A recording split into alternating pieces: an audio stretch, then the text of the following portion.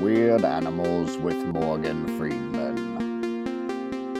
The Proboscis Monkey.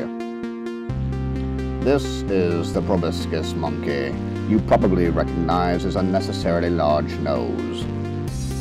You may think it's the same thing as Dobby the house elf from Harry Potter, but you'd be wrong.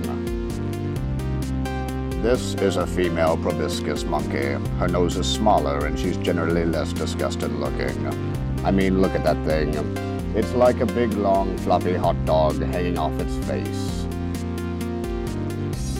This has been Weird Animals with Morgan Freeman.